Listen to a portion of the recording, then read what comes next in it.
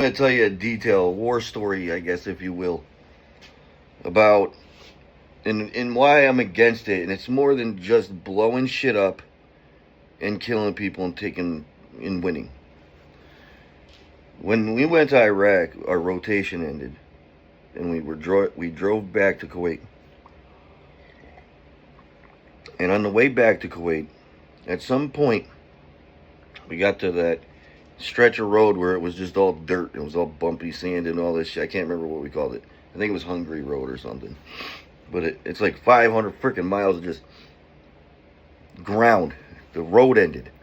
They probably fixed that by now, but this hurts to talk about, all right? I can't even, it's hard to think of.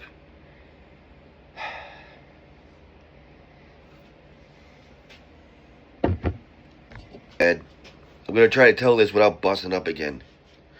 But anyways,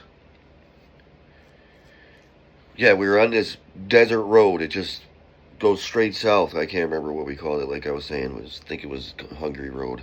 But you're cruising down this really rough patch of desert. It's bumpy as hell. It was funny, you know. People were falling out of their trucks. We were falling asleep and shit. It was unreal.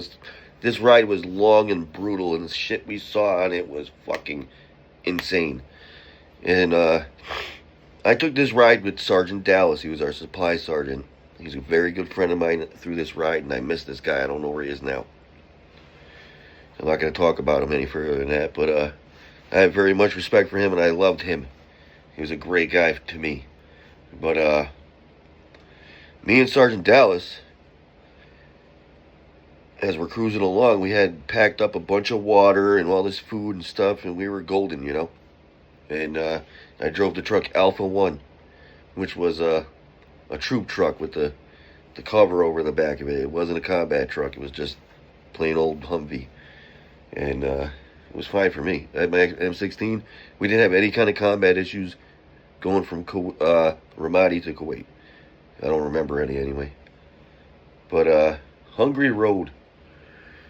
It just eventually we come up to this section of road where there was people living on the side of the road in mud huts and in just the worst conditions I've ever seen in my life, man. It was so bad that okay, and here's what really fucked with me, okay, because there's all these people just begging all along the side of the road, just starving, like they were literally starving to death. Like, you threw them a bottle of water, another person will kill them for it, probably, most likely. You know what I'm saying? That's how bad it was. So we didn't even have enough water in my truck to save any lives. And this was hurting my feelings. You know, I knew this. But then something happened ahead, and our convoy stopped. I think somebody fell out of the truck, or we got a flat or whatever, so we're just hanging out waiting, me and Sergeant Dallas chilling.